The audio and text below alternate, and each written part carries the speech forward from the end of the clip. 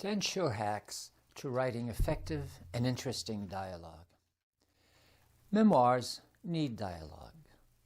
It's an essential part of your story. Why not make it effective and interesting as long as you need to have it, and so that it also keeps the reader reading?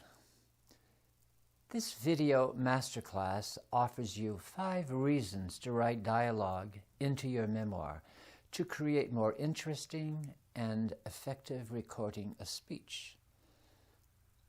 Dialogue can ease the portrayal of your characters. These 5 reasons are followed by 5 tips for creating effective and interesting dialogue. There are many best practices for writing dialogue. Why reinvent the wheel? Think about this. If dialogue is an essential part of every memoir, and of course it is, then why not make it effective? Make it say what needs to be said, and make it interesting, so that it also keeps the reader reading. Dialogue performs several functions that make your story appealing and meaningful. In this masterclass, I will provide you with some valuable reasons and tips for writing better dialogue. That is, dialogue that is effective and interesting. And I'll also have a bonus for you at the end of this video. For those of you who do not know me, I am Denis Ledoux. I'm a writer, a teacher, and the founder of the Memoir Network. I'm so pleased to have you sitting in today on this masterclass. The 10 Sure Hacks to Writing Effective and Interesting Dialogue Masterclass is brought to you by our premier long-distance writing program, The Memorable Story, Write Your First Memoir Draft. The Memorable Stories curriculum will lead you step by step to write a better memoir and to transform a struggling manuscript into an interesting and memorable book. To learn more about the Memorable Story, click on the link in the description. Now, let's begin the 10 Sure Hacks to Writing Effective and Interesting Dialogue Masterclass. Every memoir ought to have some dialogue. I'm going to start off with offering you some reasons for including dialogue in your memoir to shore up my insisting every memoir ought to include dialogue. Reason number 1. Dialogue allows the reader to hear the character speak for himself or herself. For instance, if your character was a person who was frequently on the defense about his behavior, you could quote him saying, "I know it didn't look good," my Uncle Victor replied in his timid voice, "but it wasn't me who did it." Reason number 2. Dialogue is an opportunity to use regionalisms and particularities of speech that distinguish your characters and portray them to your readers. Here's a for instance. "Ain't much wrong with it," my grandfather would say when he was very pleased with something. Regionalisms and particularities also offer you an occasion to present your character's education, social standing, as well as the person's psychology. Reason number 3. You can include mannerisms via dialogue, or in this case, gaps in the dialogue. You can even write in the pauses if that was typical of the person. Now here's an example. After asking my grandmother a question, I could often hear in the ensuing silence that the faucet was dripping or a dog was barking in the distance. I wouldn't know if she was thinking of her answer or if she was just savoring how clever I was to have said what I had said. Eventually, after a long pause, she would respond. As I grew older, I learned to let there be space in our conversations, to allow her to answer at her own pace. Reason number 4. Dialogue allows us to show and not tell. You've heard of the importance of show and not tell. Using dialogue permits the writer to put awkward tell elements into the voice of the character rather than into that of the author. In this way, dialogue becomes a show. When the author presents info in a dialogue, however, it is a tell. Here are two examples. An author might have written the following: John was an immature person. In this case, the writer is telling the reader something about John. Should we believe the writer? Is the writer simply prejudiced against John? On the other hand, had the writer written in the character's dialogue, John said, "I was an immature person in high school."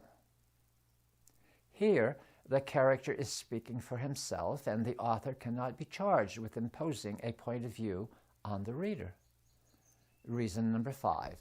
Dialogue imparts immediacy to the story. It has a "you are there" quality.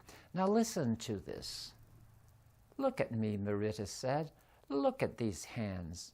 Reading these words on the page makes us feel that we are looking at Marita's hands with her. Having given you 5 solid reasons to use dialogue in your memoir, I will now offer you my 5 tips for writing more effective and interesting dialogue. Tip number 1, keep your dialogue short if you want to be believed. It's harder to mess up short dialogue than it is to mess up long dialogue. As already stated, keep explanations for the narrative. Explanations are really about telling. Telling is often necessary, but it should not be in the dialogue. The following dialogue is really an explanation. Open quote. "This is my cousin Elizabeth," close quote. Nancy replied, open quote again, "whose father once had a hardware store on the corner of Huntington and Blake Streets, and whose business won best in the state 3 times in a row, but who finally got sick of hardware and turned to accounting," close quote. Well, people just don't speak that way. The writer knows it, and the reader knows it. The writer is merely trying to provide information that may be necessary later in the story. This rewrite that I'm about to give you is better for a memoir. Notice the short dialogue with an accompanying narrative. Now, the narrative is everything in your text that is not dialogue. Here we go. Open quote. "This is my cousin Elizabeth," close quote, Nancy replied. Now, let's get into the narrative.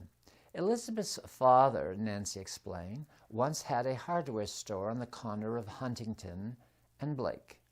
His business had won best in the state 3 times in a row, but he finally got sick of hardware and turned to accounting.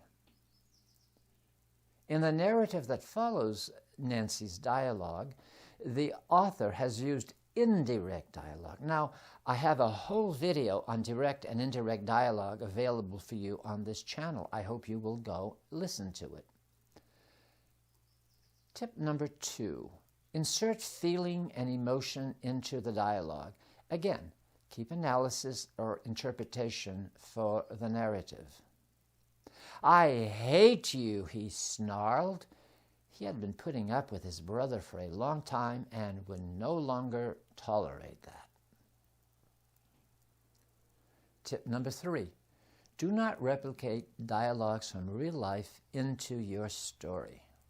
Real-life speech does not generally offer interesting dialogue. Next time you are in a public place, listen to dialogue all around you.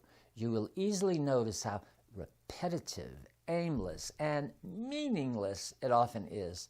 Much of it just fills the air. Life story dialogue has to move your memoir along. It cannot be a filler. It cannot be used because, well, that's what was really said.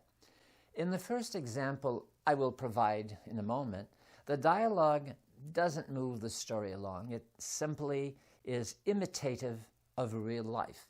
In the second example, we have a glimpse of the character's life, and so this bit of dialogue does move the story along. Here is an example of a terrible dialogue that imitates life. "Well, what will you ladies have today?" the waitress asked Teresa and me. "Well, what's the special?" I replied. "Halibut." "Halibut." "Oh, I had halibut at my daughter's the other day. Oh, it was good, and she always does a good job of baking it, but I don't think I want it again. No, I want something else." This is true to life, a dialogue that really happened, but it's not very interesting. Now here is some better dialogue, more interesting dialogue, which is also placed in a restaurant.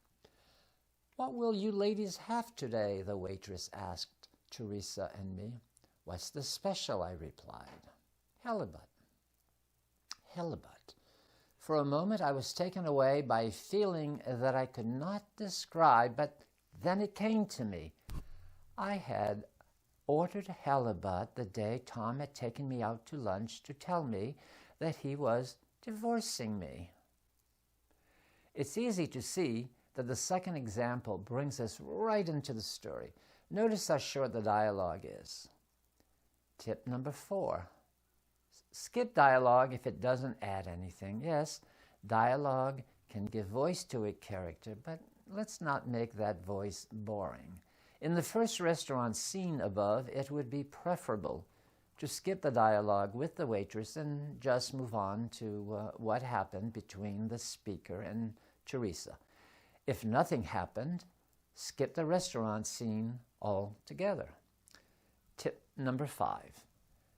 Don't make dialogue up out of whole cloth.